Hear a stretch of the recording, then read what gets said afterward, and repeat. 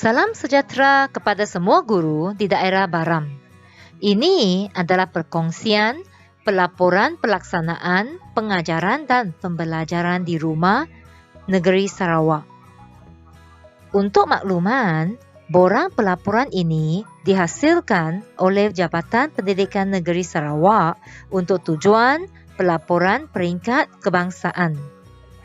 Pelaporan PDPR ini perlu diisi oleh setiap guru selepas selesai setiap PDPR yang dilaksanakan setiap hari persekolahan. Selamat menonton! Terdapat 4 perkara dalam video ini. Yang pertama, objektif pelaporan PDPR. Kedua, peranan pentadbir sekolah dan peranan guru dalam pengisian Google Form pelaporan PDPR. Ketiga, carta alil kerja pelaporan PDPR. Yang terakhir, pengisian Google Form pelaporan PDPR oleh guru. Kenapa diadakan pelaporan PDPR? Terdapat 4 objektif pelaporan PDPR. Yang pertama, untuk memastikan PDPR dilaksanakan oleh guru dan pembelajaran murid secara optimum. Yang kedua, untuk mendapatkan bilangan sekolah dan guru yang melaksanakan PDPR serta bilangan murid yang terlibat. Apabila cikgu mengisi pelaporan nanti, cikgu perlu memberitahu bilangan murid yang terlibat dalam PDPR. Yang ketiga, untuk mengenal pasti kaedah PDPR yang dilaksanakan oleh guru. Apakah kaedah yang digunakan dalam semasa cikgu melaksanakan PDPR itu?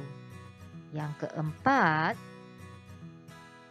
untuk mengumpul maklumat kaedah pentaksiran PDPR yang dilaksanakan oleh guru. Pengisian Google Form pelaporan PDPR oleh guru.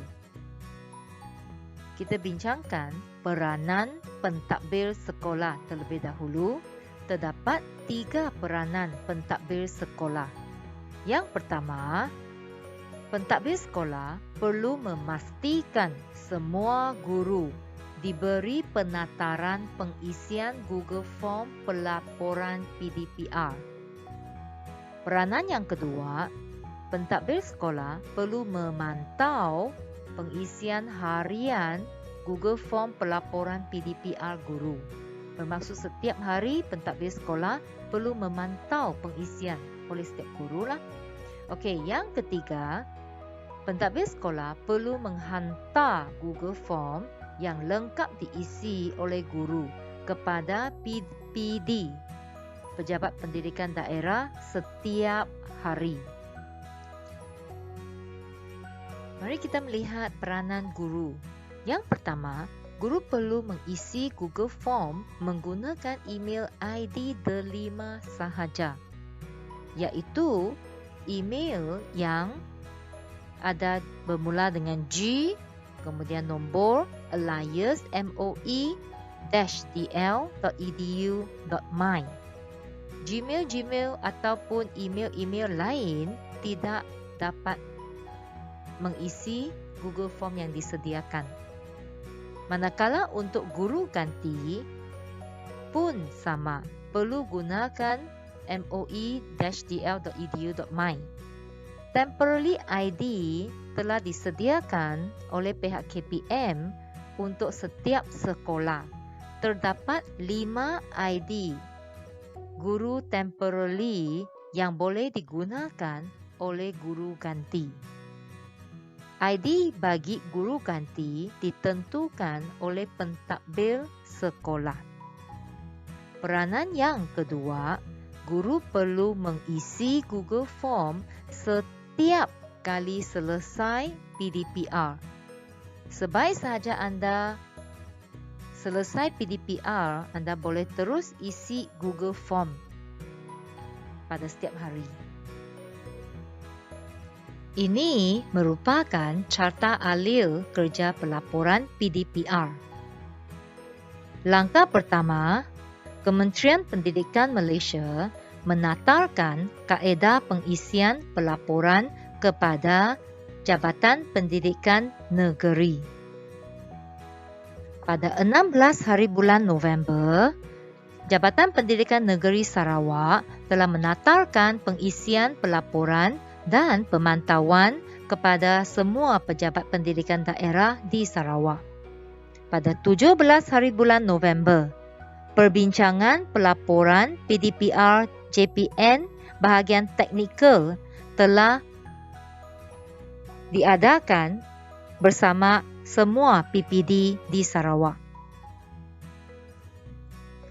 Langkah ketiga, PPD menatarkan pengisian pelaporan kepada pentadbir sekolah dan guru serta pemantauan harian.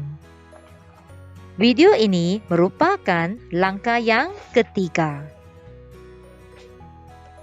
Seterusnya, pelaporan harian oleh semua guru diisi selepas PDPR. Pihak PPD Baram akan verify dan merumuskan data yang diisi oleh guru-guru dan hantar kepada JPN pada setiap hari. JPN pula akan membuat rumusan peringkat negeri Sarawak dan melaporkan kepada BPSH KPM. Langkah yang keenam, KPM bertanggungjawab dalam penyediaan laporan peringkat kebangsaan. Pengisian pelaporan pelaksana PDPR berkuat kuasa mulai 17 November hingga 18 Disember 2020. Pihak PPD akan hanya merumuskan data yang diisi sehingga jam 5 petang pada hari persekolahan. Data yang diisi selepas jam 5 petang akan dirumuskan pada hari persekolahan yang berikut. Berikut adalah tautan untuk pengisian pelaporan PDPR. Untuk sekolah menengah di Baram adalah gg.gg/PDPR-SM Baram. Untuk sekolah rendah adalah gg.gg/PDPR-SR Baram.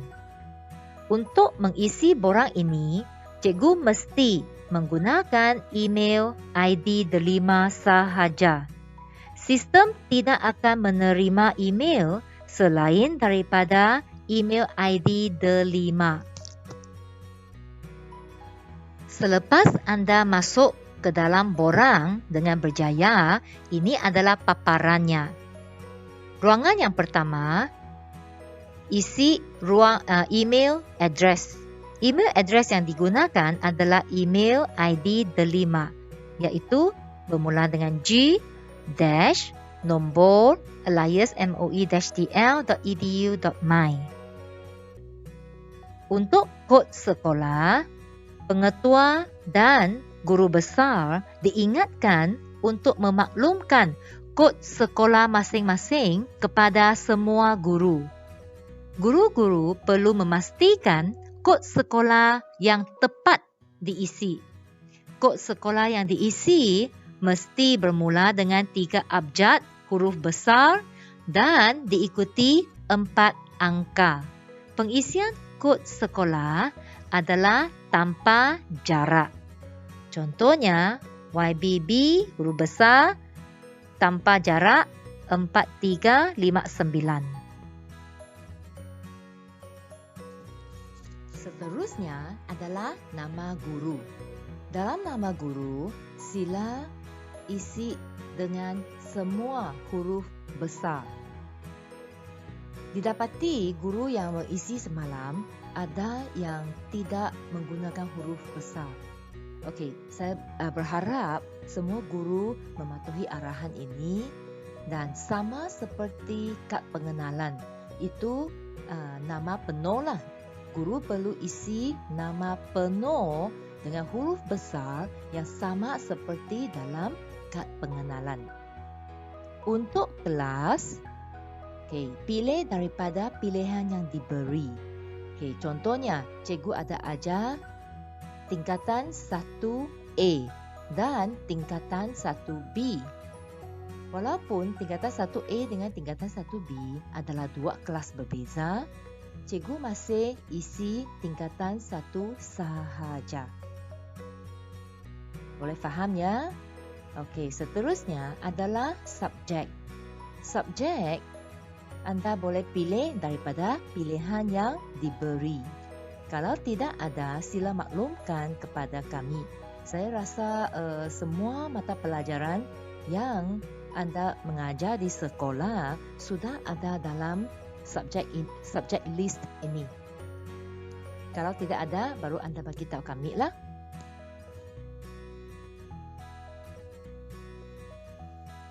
Tarikh PDPR dilaksanakan. Untuk ini, cikgu boleh klik kalender di sini dan ini adalah paparannya. Cikgu boleh pilih tarikh. Jumlah murid dalam kelas perlu diisi sama seperti enrolment dalam APTM. Terdapat 3 pilihan dalam pendekatan PDPR yang digunakan, iaitu secara dalam talian, iaitu online, secara luar talian, iaitu offline. Yang ketiga adalah gabungan secara dalam dan luar talian. Di sini ada 3 kan. So, contohnya dalam murid pelajar adalah 30 orang. Tetapi bukan semua murid dapat menggunakan secara dalam talian. Contohnya ada 10 murid dapat menggunakan secara online. Maka cikgu boleh pilih di sini gabungan. Bermaksud 10 dalam talian, 20 luar talian. Itu adalah gabungan secara dalam dan luar talian. Boleh faham ya cikgu?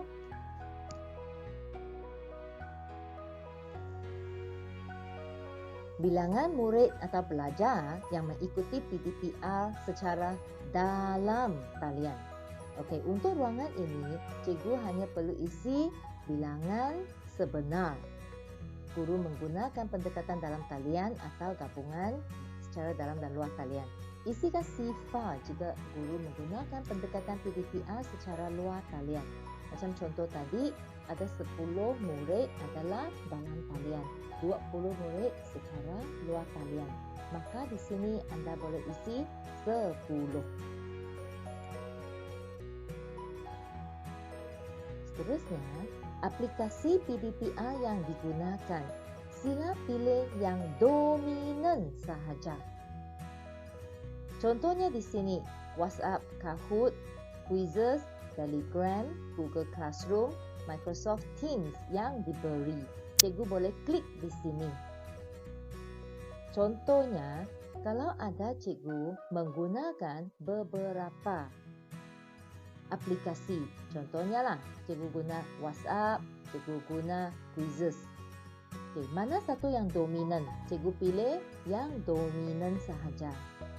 Okay, satu lagi saya nak bagi tahu untuk others kalau tidak ada di sini. Okay, contohnya cikgu gunakan YouTube Live. Okay, cikgu boleh tulis di sini YouTube Live. Tidak perlu memberi penerangan. Okay, cikgu hanya bagi yang simple sahaja. Boleh faham ah? Okay, kami mendapati ada cikgu. Okay, di sini sudah ada WhatsApp kan? Okay, dia tidak pilih di sini, dia tulis di sini dengan huruf kecil. Tidak perlu ya, kalau anda tulis macam itu memang akan menyukarkan kerja rumusan kami di PPP. Okay, cikgu hanya perlu pilih mana yang dominan sahaja.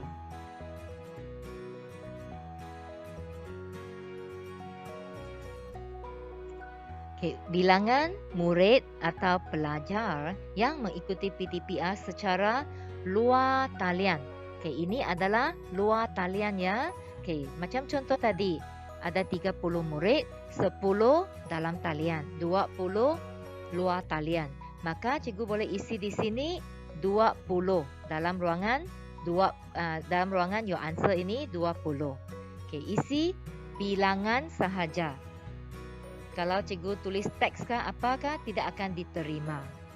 Okay, seterusnya, kaedah PDPR yang digunakan. Okay, diberi pilihan 3. PDPR menggunakan modul, PDPR berasaskan projek dan lembaran kerja. Jika kaedah PDPR yang cikgu gunakan tiada dalam pilihan, cikgu boleh isi dalam ruangan ada.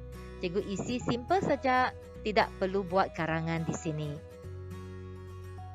Bilangan murid atau pelajar yang tidak mengikuti PDPR bermaksud murid itu tidak belajar dalam talian ataupun luar talian, ataupun lembaran kerja diberi sebagai kita mengharapkan mereka belajar secara luar talian, tetapi mereka tidak mengembalikan lembaran kerja untuk disemak. Maksudnya proses PDPR itu tidak lengkap, tidak selesai PDPR, maka kita masukkan golongan bilangan atau murid tidak mengikuti PDPR. Cikgu sila beri perhatian untuk bilangan enrollment yang cikgu isi mesti sama dengan jumlah bilangan mengikuti PDPR secara dalam talian, secara luar talian dan juga tidak mengikuti PDPR.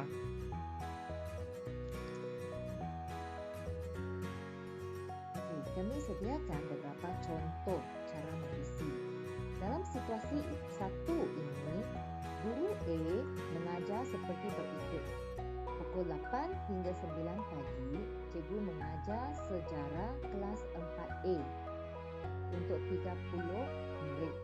9.30 hingga 10.30 pagi, cikgu ini mengajar kelas 4B, 30 murid juga. 11 hingga 12 tengah hari, cikgu mengajar kelas 4C, mata pelajaran yang sama. Maka, guru perlu isi 3 kali pelaporan pelaksanaan PDPR. Kerana arahan diberi, guru perlu isi orang pelaporan pelaksanaan PDPR selepas setiap PDPR. Setiap harilah. Maksudnya, sini perlu isi 3 kali. Untuk situasi 2, guru B mengajar seperti berikut. Pada hari Selasa, guru mengajar sejarah kelas 4A secara online untuk 10 murid. Pada waktu petangnya, hari yang sama, guru itu mengajar 4A juga untuk 20 murid secara offline. Enrollment kelas 4A itu adalah 30 orang murid. Maka, guru perlu isi 1 kali sahaja untuk kelas 4A dalam pelaporan pelaksanaan PDPR. Dengan jumlah murid adalah 30. Secara dalam talian 10, secara luar talian 20. Tidak mengikuti PDPR, sifar. Harap penjelasan ini dapat membantu cikgu.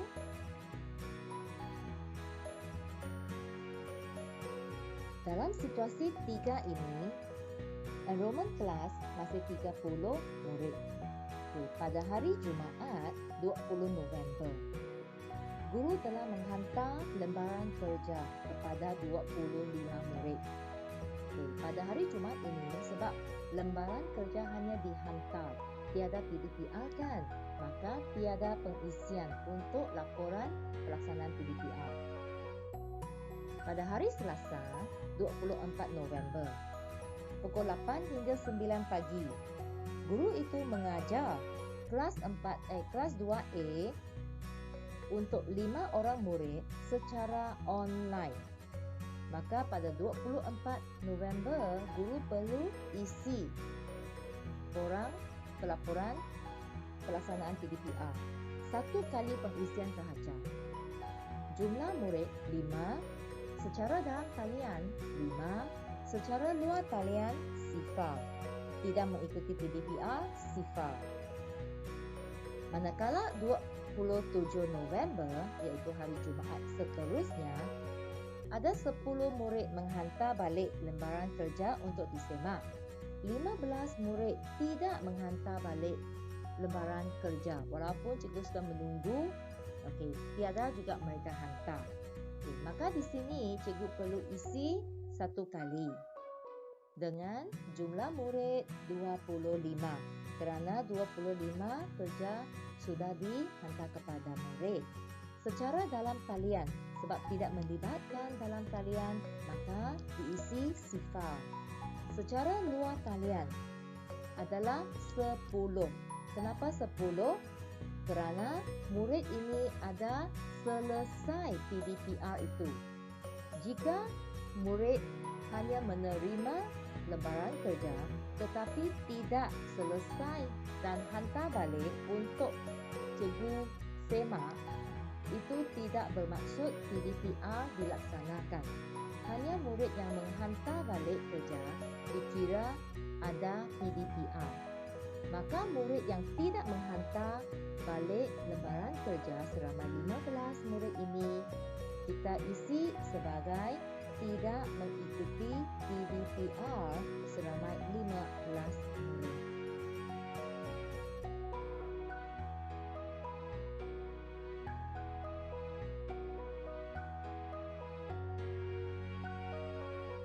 Untuk situasi yang keempat, enrollment kelas 2A adalah 30 orang murid. Pada hari Jumaat 20 November, lembaran kerja dihantar kepada 25 murid. Ini tiada pengisian. 24 November, pukul 8 hingga 9, kelas sejarah dan secara online. Maka pengisiannya sama seperti contoh situasi 3.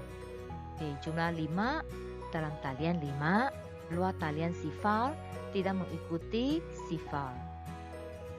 Untuk situasi ini, pelajar hantar lembaran kerja pada masa yang tidak sama. Pada hari Isnin, ada 2 orang murid menghantar balik lembaran kerja untuk disemak. Pada Rabu, ada 5 murid menghantar balik. Pada 27, 10 yang hantar balik dan 8 yang tidak hantar balik. Untuk ini tiada pengisian untuk hari Isnin dan hari Rabu. Kerana cikgu masih menunggu lembaran kerja. Cikgu boleh isi 1 kali lah. Pada hari Jumaatnya.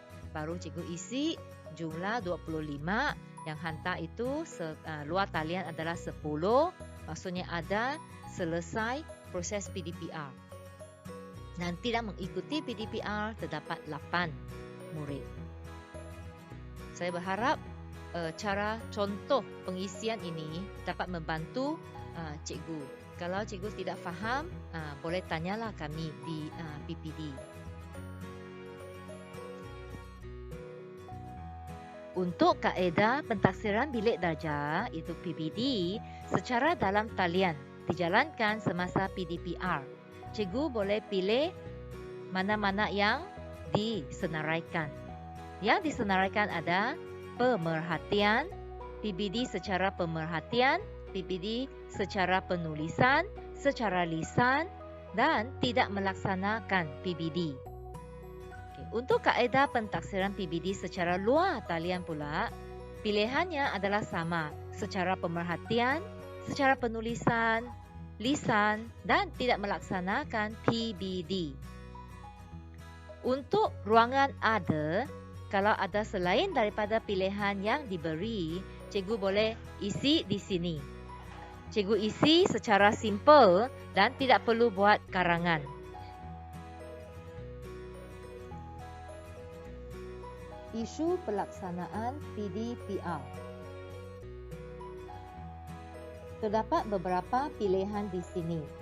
Cikgu boleh pilih sama ada tiada peranti, tiada capaian internet, murid menggunakan peranti ibu bapa, sukatan mata pelajaran khusus tidak dapat diselesaikan atau tiada isu, dan kalau ada isu yang lain, cikgu boleh nyatakan di ruangan other. Apabila cikgu isi di ruangan other ini, tidak perlu buat karangan ya. Cikgu boleh isi simple sahaja. Seterusnya, item yang terakhir, saya dapat melaksanakan PDPR kepada anak murid saya dengan berkesan. Di sini ada 5 pilihan. Sangat tidak setuju, 1, sehingga tahap 5 adalah sangat setuju.